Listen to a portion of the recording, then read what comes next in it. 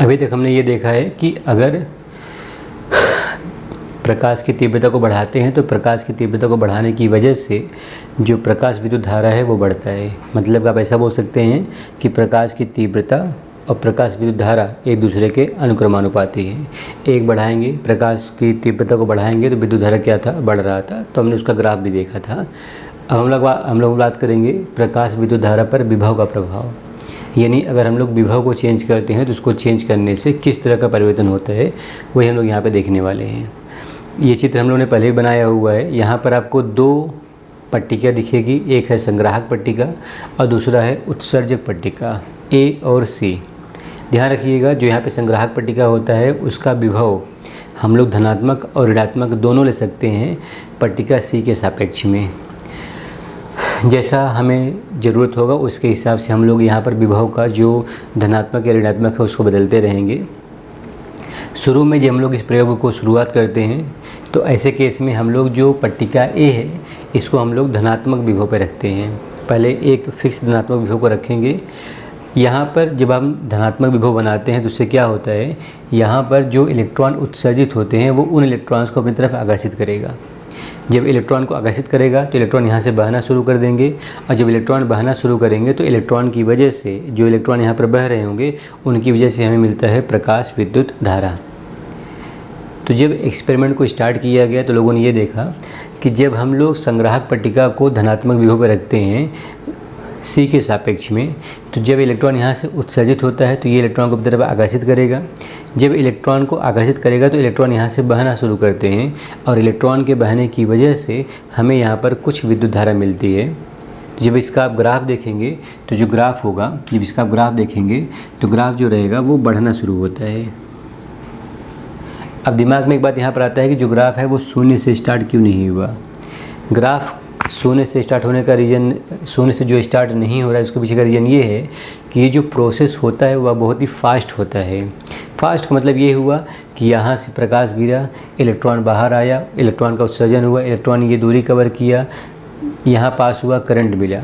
ये सब होने में मतलब एक इलेक्ट्रॉन बाहर आना, फिर दूसरा इलेक्ट्रॉन बाहर आना, फिर तीसरा इलेक्ट्रॉन बाहर आना। जब इलेक्ट्रॉन्स बाहर आ रहे होते हैं तो दो इलेक्ट्रॉन के बाहर आने के बीच में जो टाइम होता है वो टाइम काफ़ी कम होता है, 10⁻⁹ सेकेंड। यानी 10⁻⁹ सेकेंड से भी कम समय होता है इलेक्ट्रॉन्स को बाहर आने में। इसका मतलब कि आपको यहाँ पर जीरो करंट तभी मिलता है जब आप यहाँ से कोई भी प्रकाश को आपतित यानी इंसिडेंट नहीं करते हैं। आपने यहाँ पर प्रकाश को गिराया और यहाँ पर करंट मिलना शुरू हो गया। यानी यहाँ पर आपको यहाँ जो माइक्रो एमीटर है जिसमें आप हम लोग करंट को मापते हैं, इसमें आपको जीरो तभी मिलेगा जब यहाँ पर आप बल्ब को बंद रखेंगे। जो हमारा स्रोत है, सोर्स, उसको हम बंद रखेंगे। यहाँ पर आपने शुरू किया, यहाँ पर करंट मिलना शुरू हो जाता है। इसलिए जो हमारा ग्राफ है वो जीरो से न स्टार्ट होके किसी और से स्टार्ट होता है। तो जब एक्सपेरिमेंट को स्टार्ट किया गया तो ये देखा गया कि जब विभव पट्टिका ए जो है वो धनात्मक विभव पर है तो करंट जो है वो बढ़ना स्टार्ट होता है। तो जैसे आप ऐसा देख सकते हैं कि जो करंट है वो बढ़ना स्टार्ट होता है। धीरे धीरे पट्टिका ए का विभव बढ़ाया गया, धनात्मक विभव बढ़ाया गया। जब धनात्मक विभव बढ़ाएंगे तो यहाँ से जो भी इलेक्ट्रॉन उत्सर्जित हो रहे होंगे वो सभी इलेक्ट्रॉन यहाँ से पास होंगे और जब सभी इलेक्ट्रॉन यहाँ से बहेंगे तो करंट क्या होगा, बढ़ेगा। एक ऐसा टाइम आता है जब यहाँ का जो धनात्मक विभव होता है वो सभी इलेक्ट्रॉन को, जितने भी इलेक्ट्रॉन यहाँ से उत्सर्जित हो रहे हैं सभी इलेक्ट्रॉन को बहाता है। यानी सभी इलेक्ट्रॉन को गतिज ऊर्जा देता है और सभी इलेक्ट्रॉन बहना शुरू कर देते हैं। जितने भी इलेक्ट्रॉन्स उत्सर्जित हो रहे हैं अगर सभी इलेक्ट्रॉन्स बहना शुरू कर देते हैं तो ऐसे केस में जो विद्युत धारा होती है वो कांस्टेंट हो जाती है, क्योंकि जितने भी इलेक्ट्रॉन्स उत्सर्जित हो रहे हैं अब सभी इलेक्ट्रॉन्स बहना शुरू कर दिए। अगर सभी इलेक्ट्रॉन्स बहना शुरू कर दिए तो जो यहाँ पर विद्युत धारा रहेगी वो कांस्टेंट हो जाएगी और उस कांस्टेंट विद्युत धारा को बोलते हैं संतृप्त धारा। तो यहाँ पर ये देखा गया कि जब पहले हमने संग्राहक पट्टिका के अक्रॉस विभव को बढ़ाना शुरू किया तो जो करंट है वो बढ़ना शुरू हुआ। हम विभव को बढ़ाते गए और करंट बढ़ता गया, लेकिन कुछ समय के बाद जो करंट है वो कांस्टेंट हो गया, यानी हम विभव को भले ही बढ़ा रहे हैं लेकिन जो करंट है वो क्या हो गया, constant. And that constant current is called as संतृप्त धारा, उसको हम लोग बोलते हैं संतृप्त धारा। देखिए ये कुछ वैसा ही होता है जैसे हम लोग पंखा चालू करते हैं।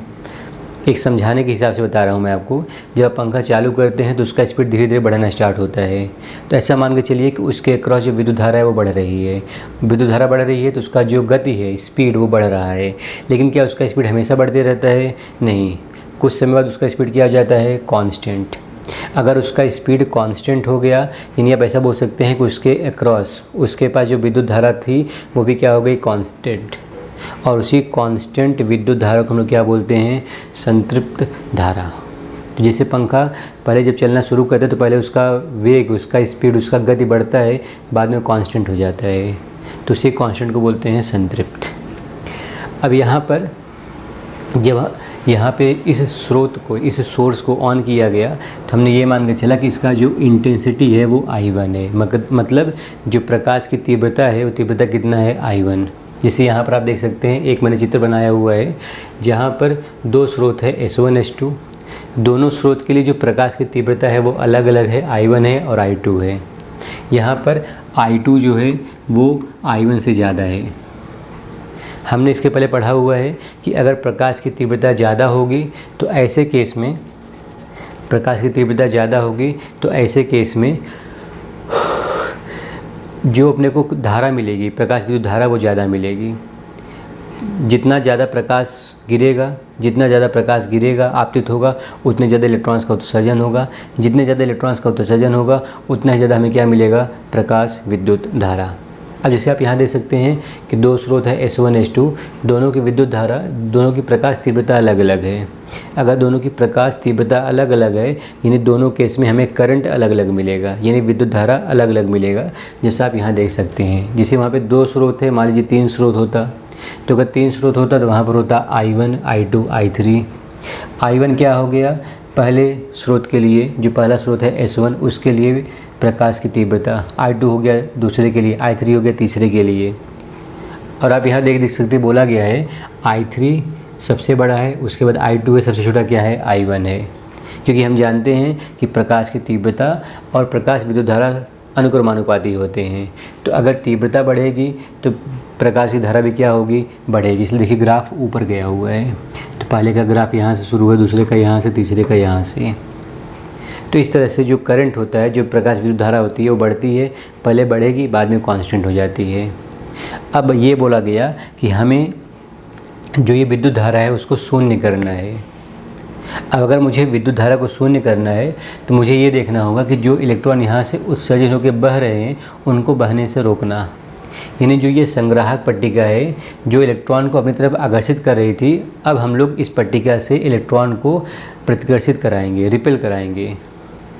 अब हम चाहते हैं कि जो संग्राहक पट्टिका है वो इलेक्ट्रॉन्स को रिपेल करे, प्रतिकर्षित करे। तो ऐसे केस में हम क्या करेंगे, ये जो धन आवेश में है, धनात्मक विभव है, इसको हम लोग धनात्मक से क्या कर देंगे, ऋणात्मक विभव। अब इसको धनात्मक से ऋणात्मक करने के लिए ही ध्रुव दिशा द्विक परिवर्तन का यूज़ किया जाता है। ये क्या करता है, इसको धनात्मक से क्या कर देता है, ऋणात्मक। किसके सापेक्ष में, उत्सर्जक पट्टिका के सापेक्ष में। अब आपने यहाँ पर एक ऋणात्मक विभव लगा दिया। अब देखिए यहाँ पर ऋणात्मक विभव है और यहाँ से इलेक्ट्रॉन्स आ रहे हैं, तो इलेक्ट्रॉन भी ऋणात्मक हो गया, ये भी ऋणात्मक हो गया। तो ये क्या करेगा, ये पट्टिका क्या करेगा, इलेक्ट्रॉन्स को रिपेल करेगा, प्रतिकर्षित करेगा, यानी इलेक्ट्रॉन को आगे बढ़ने से रोकेगा। समझने के लिए ऐसा समझिए कि अगर यहाँ पर जो विभव है उसको लिखा गया V0, अगर वो 0.1 वोल्ट है, जो ऋणात्मक विभव हमने यहाँ पे लगाया है, अगर मान लेते हैं वो 0.1 वोल्ट है, तो ये विभव उन सभी इलेक्ट्रॉन्स को, जितने भी उत्सर्जित इलेक्ट्रॉन्स हैं, उनमें से वो उन सभी इलेक्ट्रॉन्स को आगे जाने से रोकेगा जिन इलेक्ट्रॉन्स की गतिज ऊर्जा, काइनेटिक एनर्जी 0.1 इलेक्ट्रॉन वोल्ट या उससे कम होगी। तो ये देखा जाता है कि जब हम लोग यहाँ पर ऋणात्मक विभव को बढ़ाना शुरू करते हैं तो काफ़ी तेज़ में, काफ़ी गति में जो करंट होता है वो कम होना स्टार्ट होता है। जैसे आप देख सकते हैं जो करंट है वो कम होना स्टार्ट हुआ। अब आपने यहाँ पर विभव को बढ़ाकर 0.5 वोल्ट कर दिया। जो ऋणात्मक विभव है आपने उसको बढ़ाया, 0.1 से 0.2 किया, 3 किया, 4 किया, 5 किया। जब आप यहाँ पर ऋणात्मक विभव 0.5 करेंगे तो ये विभव उन सभी इलेक्ट्रॉन को आगे बढ़ने से रोकेगा जिन इलेक्ट्रॉन्स की गतिज ऊर्जा 0.5 इलेक्ट्रॉन वोल्ट या उससे कम होगी। तो करंट और कम होना शुरू हो जाएगा और एक बिंदु पर, जिसको बोलते हैं निरोधी विभव या फिर इसको बोलते हैं अंतक विभव, कट ऑफ पोटेंशियल या फिर स्टॉपिंग पोटेंशियल, एक ऐसा विभव आएगा जब यहाँ से एक भी इलेक्ट्रॉन पास नहीं होगा, नहीं बहेगा। अगर सभी इलेक्ट्रॉन यहाँ से बहना बंद हो जाएंगे तो यहाँ पर करंट यानी जो अपना विद्युत धारा है कितना हो जाएगा, शून्य। ध्यान रखिएगा, निरोधी विभव वह विभव होता है जिस विभव पर जिस इलेक्ट्रॉन के पास सबसे ज़्यादा ऊर्जा थी वो भी बहना बंद हो जाता है, यानी वो भी रुक जाता है, उसकी वजह से भी कोई विद्युत धारा नहीं मिलती। इसका मतलब ये हुआ कि जिस इलेक्ट्रॉन के पास सबसे उच्चतम स्थितिज ऊर्जा होगा, गतिज ऊर्जा होगा, वो हो जाएगा EV0। तो जो उच्चतम काइनेटिक एनर्जी का फॉर्मूला यहाँ बना वो बना EV0, जहाँ पर इस V0 को क्या बोलते हैं, निरोधी विभव। अगर V0 0.5 वोल्ट है यानी ये उन सभी इलेक्ट्रॉन्स को रोकेगा जिन इलेक्ट्रॉन्स का काइनेटिक एनर्जी 0.5 इलेक्ट्रॉन वोल्ट या उससे कम होगा। जब हम लोग ये एक्सपेरिमेंट को कर रहे थे तो यहाँ पर हम लोगों ने ध्यान देखा, यहाँ देख सकते हैं कि दोनों स्रोत के लिए, यहाँ पे 3 स्रोत है, मैंने यहाँ पे 2 स्रोत लिया है, दोनों स्रोत के लिए भले ही प्रकाश की तीव्रता अलग अलग है जिसकी वजह से करंट अलग अलग मिलेगा, लेकिन जो यहाँ से प्रकाश आ रहा है उनके पास ऊर्जा समान है। तो अगर प्रकाश के पास ऊर्जा 3 इलेक्ट्रॉन वोल्ट है, जैसे देखिए यहाँ पर 3 है, यहाँ पर 3 है, और जो यहाँ पर प्लेट है, जो अपनी उत्सर्जक पट्टिका है, वो जो प्लेट है उसका कार्यफलन 2 इलेक्ट्रॉन वोल्ट है। यानी अगर इस पट्टिका से इलेक्ट्रॉन को उत्सर्जित करना है तो जो भी आप प्रकाश यहाँ पर आपतित कर रहे हैं उनके पास जो ऊर्जा है वो 2 इलेक्ट्रॉन वोल्ट के बराबर या उससे ज़्यादा होनी चाहिए। हमने कितना दिया है, 3, कितना चाहिए था, 2, कितने का डिफरेंस आया, 1 का। तो जो 1 इलेक्ट्रॉन वोल्ट का अंतर आ रहा है वो क्या होगा, वो इन इलेक्ट्रॉन्स का काइनेटिक एनर्जी होगा, गतिज ऊर्जा। तो जो इलेक्ट्रॉन यहाँ से बाहर निकलेंगे उन इलेक्ट्रॉन के पास जो काइनेटिक एनर्जी होगा वो कितना होगा, 1 इलेक्ट्रॉन वोल्ट। पर ध्यान रखिएगा 1 इलेक्ट्रॉन वोल्ट इलेक्ट्रॉन्स का उच्चतम गतिज ऊर्जा होगा, उच्चतम, उससे बड़ा ऊर्जा नहीं होगा, उससे कम हो सकता है, लेकिन ज़्यादा से ज़्यादा कितना होगा, 1 इलेक्ट्रॉन वोल्ट। तो चाहे स्रोत 1 हो या स्रोत 2 हो, जो भी नंबर ऑफ इलेक्ट्रॉन यहाँ से बाहर आएंगे, चाहे स्रोत 1 की वजह से, स्रोत 2 की वजह से, स्रोत 3 की वजह से, जो उच्चतम गतिज ऊर्जा है वो 1 इलेक्ट्रॉन वोल्ट है। इसका मतलब ये हुआ कि जो यहाँ पर निरोधी विभव लगेगा वो ज़्यादा से ज़्यादा कितना लगेगा, 1 वोल्ट। जब आप यहाँ पर 1 वोल्ट का निरोधी विभव लगा देंगे तो ये विभव उन सभी इलेक्ट्रॉन को आगे जाने से रोकेगा जिनका काइनेटिक एनर्जी 1 इलेक्ट्रॉन वोल्ट या उससे कम होगा। तो उच्चतम कितना इलेक्ट्रॉन वोल्ट है यहाँ उदाहरण में, 1 इलेक्ट्रॉन वोल्ट। अगर उच्चतम 1 इलेक्ट्रॉन वोल्ट है तो सभी इलेक्ट्रॉन रुक जाएंगे और करंट कितना हो जाएगा, 0। तो आप यहाँ देख सकते हैं चाहे स्रोत 1 हो, 2 हो, 3 हो, तीनों के लिए जो निरोधी विभव है वो सेम है। तीनों का शून्य देखिए इसी बिंदु पर हो रहा है। तो यहाँ से आपको ये बात समझना है कि जो निरोधी विभव होता है वो बात करता है काइनेटिक एनर्जी, मतलब गतिज ऊर्जा के बारे में। यहाँ पर भले ही प्रकाश की तीव्रता अलग अलग है लेकिन निरोधी विभव सबका समान है। इसका मतलब सबका जो गतिज ऊर्जा है वो समान है। तो प्रकाश की तीव्रता का गतिज ऊर्जा के साथ किसी भी तरह का कोई रिलेशन नहीं होता। आप प्रकाश की तीव्रता को बढ़ाओगे, करंट बढ़ेगा, प्रकाश की तीव्रता को कम करोगे, करंट कम होगा, विद्युत धारा कम होगी, लेकिन जो इलेक्ट्रॉन उत्सर्जित हो रहे हैं उनके गतिज ऊर्जा में किसी भी तरह का परिवर्तन नहीं होगा। ऐसा ही एक और ग्राफ है, आप उसको भी देखिए। यहाँ पर जो हम लोगों ने 2 स्रोत लिया है, आप 3 यहाँ देख सकते हैं, यहाँ मैंने 2 स्रोत लिया हुआ है। दोनों स्रोत के लिए हमने यहाँ पर प्रकाश की तीव्रता सेम लिया है। जैसे वहाँ पर I1 I2 अलग अलग था, यहाँ पर आप बोल सकते हैं कि I1 I2 I3 तीनों समान होगा। अगर तीनों समान होगा तो ऐसे केस में एक ही लाइन मिलेगा, क्योंकि अगर प्रकाश की तीव्रता समान है तो तीनों के लिए जो करंट होगा, विद्युत धारा भी क्या रहेगा, समान रहेगा। तो यहाँ देखिए एक ही लाइन है और ये बता रहा है संतृप्त धारा। लेकिन यहाँ पर हमने ऐसा माना है कि जो उत्सर्जक पट्टिका है उसका वर्क फंक्शन 2 इलेक्ट्रॉन वोल्ट है, जो यहाँ से प्रकाश आ रहा है उनके पास अलग अलग ऊर्जा है। जैसे यहाँ पे ऊर्जा कितना है 3 इलेक्ट्रॉन वोल्ट, यानी इसका आवृत्ति अलग होगा। यहाँ पे कितना है 5 इलेक्ट्रॉन वोल्ट, यानी इसका आवृत्ति अलग होगा। तो इन सब का आवृत्ति अलग अलग होगा। बट एक बात हमेशा ध्यान रखिएगा, जो भी आप यहाँ से प्रकाश आपतित कर रहे हैं उन प्रकाश के पास जो भी आवृत्ति होगा वो देहली आवृत्ति के बराबर या उससे ज़्यादा होना चाहिए। देहली आवृत्ति वो कम से कम आवृत्ति होता है जो इन प्रकाश के पास होना चाहिए ताकि इलेक्ट्रॉन को ये उत्सर्जित कर सके। अगर इनके पास जो आवृत्ति है अगर वो देहली आवृत्ति से कम हुआ तो कोई भी इलेक्ट्रॉन का उत्सर्जन नहीं होगा। अब जैसे आप देख सकते हैं, जब आप स्रोत 1 को ऑन करेंगे यानी अब बल्ब 1 को चालू करेंगे तो यहाँ जो भी इलेक्ट्रॉन आएगा उसमें जो उच्चतम गतिज ऊर्जा होगा वो कितना होगा। यहाँ देखिए 3 है, यहाँ 2 है, तो कितना हो जाएगा 1 इलेक्ट्रॉन वोल्ट। इसका मतलब ये हुआ कि अगर आपने यहाँ पर निरोधी वोल्टेज 1 वोल्ट लगा दिया तो स्रोत 1 की वजह से जितने भी इलेक्ट्रॉन उत्सर्जित हो रहे थे सब रुक जाएंगे, यानी स्रोत 1 की वजह से करंट कितना हो जाएगा 0। तो देखिए यहाँ पर करंट 0 हो गया। लेकिन अगर हम बात करें स्रोत 2 के बारे में तो स्रोत 2 के पास जो भी प्रकाश है उनके पास कितनी एनर्जी है 5 इलेक्ट्रॉन वोल्ट। वर्क फंक्शन कितना है 2 इलेक्ट्रॉन वोल्ट। कार्यफलन कितना है 2 इलेक्ट्रॉन वोल्ट। ये 5 है ये 2 है, कितने का अंतर हुआ 3 का। मतलब स्रोत 2 की वजह से जो इलेक्ट्रॉन्स बाहर आएंगे उनके पास कितना गतिज ऊर्जा होगा 3 इलेक्ट्रॉन वोल्ट। मतलब जब आप यहाँ पर 1 वोल्ट रखते हैं मान लीजिए, तो इस 1 वोल्ट की वजह से स्रोत 2 के सभी इलेक्ट्रॉन्स नहीं रुकेंगे, यानी स्रोत 2 की वजह से अभी भी करंट मिल रहा होगा।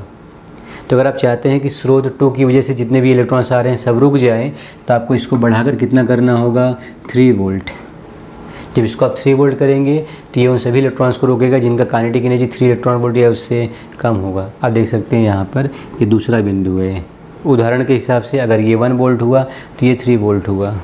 एक तीसरा स्रोत रहेगा, अगर उसके प्रकाश के पास और ज़्यादा ऊर्जा होगा तो ऐसे केस में जो इलेक्ट्रॉन्स बाहर निकलेंगे उनके पास और ज़्यादा गतिज ऊर्जा होगा, तो उनको रोकने के लिए और ज़्यादा अपने पास ये होना चाहिए, मंदक विभव होना चाहिए। तो देखिए वहाँ पर और आगे गया हुआ है ग्राफ।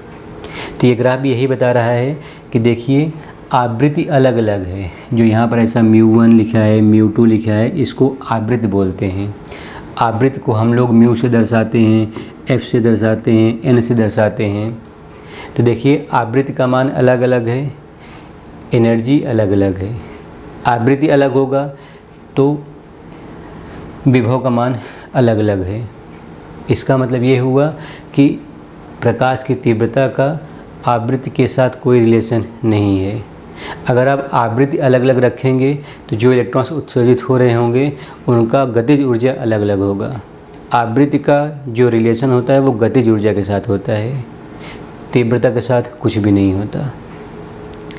एक और ग्राफ दिया हुआ है, आप देखेंगे यहाँ पर, ये मेन जो संवेदी पदार्थ होता है उसके लिए दिया हुआ है। अब आप यहाँ देख सकते हैं कि जो ग्राफ है एक स्ट्रेट लाइन है, सीधी रेखा है। इस सीधी रेखा को बनाने का तरीका क्या होता है? तरीका ये होता है जैसे यहाँ पर मैंने एक उदाहरण लिया हुआ है, वर्क फंक्शन है 2 इलेक्ट्रॉन वोल्ट। जो प्रकाश है उसके पास कितनी ऊर्जा है 3 इलेक्ट्रॉन वोल्ट। तो जो काइनेटिक एनर्जी हो जाएगा जिसको आप बोलते हैं गतिज ऊर्जा वो हो जाएगा 3 - 2 मतलब E - 5। आइंस्टीन ने जो इक्वेशन दिया था, जो फार्मूला दिया था, जो सूत्र दिया था वो यही है। यहाँ पर काइनेटिक E - 5, काइनेटिक यानी गतिज ऊर्जा कितना हो जाएगा 3 - 2 यानी 1। तो इसको देखिए लिखा गया EV0, क्योंकि जो उच्चतम गतिज ऊर्जा होगा वो इसी के बराबर होगा। हमने इसके पहले भी बात किया। तो EV0 बराबर इसको लिखा गया h𝜇 - 5। इसको अरेंज करते हैं तो लिखा जाएगा μ0 बराबर h/eμ - 5/e। अब ये जो है वो y बराबर mx + c के जैसा है। ये किसका इक्वेशन होता है? ये इक्वेशन होता है सीधी रेखा का। तो जो सीधी रेखा का ग्राफ बनता है ये उसी का इक्वेशन है। आप देख सकते हैं जो y एक्सिस है वहाँ पर V0 है, निरोधी विभव। जो x एक्सिस है वहाँ पर आवृत्ति है। जो C होता है ये बताता है कि जो ये रेखा है वो y एक्सिस पर कहाँ पर कट करेगी। जैसे अगर आप इसको ऐसा लेके जाते हैं तो देखिए यहाँ कट हो रहा है, तो यहाँ जो C का मान है वो -5/e है, यानी ये कितना हो जाएगा 5/e। 0 के नीचे है तो माइनस रहेगा, तो 5/e हो गया। वहीं अगर आप धातु को बदलेंगे तो धातु को बदलने से कार्यफलन बदलता है। जब धातु को बदलेंगे तो कार्यफलन बदलेगा तो ये यहाँ पर आ जाएगा। तो कार्यफलन अलग अलग है, इसलिए यहाँ पर जो y एक्सिस पर जहाँ पर कट करते हैं वो बिंदु अलग अलग रहेगा। लेकिन यहाँ जो m है, इस m को हम लोग बोलते हैं स्लोप, और उसका फॉर्मूला क्या है h/e। h और e दोनों कांस्टेंट है। इसका मतलब चाहे धातु A हो या धातु B हो, दोनों के लिए जो स्लोप होगा यानी h/e होगा, यानी h/e का जो अनुपात होगा वो दोनों के लिए समान होगा। ये यहाँ पर अब देखिए कुछ बातें हैं जो हम लोग दोबारा से दोहरा लेते हैं, जिसमें देखिए पहला पॉइंट में क्या बोला गया है कि जो प्रकाश की तीव्रता होती है वो किस पे निर्भर करती है। जो प्रकाश की तीव्रता होती है और जो करंट होता है दोनों अनुक्रमानुपाती होते हैं। अगर आप प्रकाश की तीव्रता को बढ़ाएंगे तो विद्युत धारा क्या होगा, बढ़ेगा। लेकिन यहाँ पर आपको एक बात का ध्यान रखना है कि किसी भी इलेक्ट्रॉन का उत्सर्जन तभी होता है जब आपतित विकिरण जो इंसिडेंट लाइट होता है उसके पास जो आवृत्ति है वो देहली आवृत्ति यानी थ्रेशोल्ड फ्रीक्वेंसी के बराबर या उससे ज़्यादा हो, जो यहाँ पे बोला गया है। दूसरी बात यहाँ पे देखिए वही बात है कि जो निरोधी विभव होता है, निरोधी विभव वो फ्रीक्वेंसी पर यानी आवृत्ति पर निर्भर करता है। अभी हमने इसके पहले बात किया, आवृत्ति बढ़ाएंगे मतलब कि जो फोटॉन्स हैं, जो प्रकाश है, उनका एनर्जी बढ़ेगा। अगर उनका एनर्जी बढ़ेगा तो उसकी वजह से जो इलेक्ट्रॉन उत्सर्जित होंगे उनका काइनेटिक एनर्जी मतलब गतिज ऊर्जा बढ़ेगा। यानी अगर मुझे जो इलेक्ट्रॉन उत्सर्जित हो रहे हैं अगर उनका मुझे गतिज ऊर्जा बढ़ाना है तो जो प्रकाश है मुझे उनका आवृत्ति बढ़ाना होगा। तो यहाँ पर वही बात बोला गया है। और देखिए यहाँ पे V0 क्यों लिखा है, क्योंकि हमें पता है कि जो काइनेटिक था वो eV0 था। अगर काइनेटिक एनर्जी ज़्यादा होगा तो हमें ज़्यादा निरोधी विभव का ज़रूरत होगा ताकि हम इलेक्ट्रॉन्स को रोक सकें। तो जो निरोधी विभव होता है वो कहीं न कहीं से काइनेटिक एनर्जी के बारे में बात करता है, मतलब गतिज ऊर्जा के बारे में बात करता है। तो यहाँ पे देखिए बोला गया है, ये तो लाइन ऊपर का ही है, यहाँ बोला गया है निरोधी विभव जो है तीव्रता पर निर्भर नहीं करता है। जो निरोधी विभव है वो तीव्रता पर निर्भर नहीं करता है, वो किस पर निर्भर करता है, वो निर्भर करता है आवृत्ति पर। अगर आप तीव्रता को बढ़ाएंगे प्रकाश की तो प्रकाश की तीव्रता को बढ़ाने से विद्युत धारा बढ़ती है। जो इलेक्ट्रॉन उत्सर्जित हो रहे होते हैं उनके काइनेटिक एनर्जी में यानी गतिज ऊर्जा में कोई भी बदलाव नहीं आता। अगर उनके ऊर्जा में कोई बदलाव नहीं आता है मतलब निरोधी विभव में कोई बदलाव नहीं आएगा। तीसरा बात यहाँ पे देखिए बोला गया है कि जो आप लाइट गिराते हैं उसके पास जो भी विभव होगा, जो भी आवृत्ति होगा, अगर वो आवृत्ति देहली आवृत्ति से कम है तो इस प्रकाश की तीव्रता कितनी भी ज़्यादा हो किसी भी इलेक्ट्रॉन का उत्सर्जन नहीं होगा। यानी अगर आप चाहते हैं कि प्लेट से धातु से इलेक्ट्रॉन बाहर निकले तो कभी भी जो प्रकाश होता है उसकी आवृत्ति इस देहली आवृत्ति के बराबर या उससे ज़्यादा होनी चाहिए।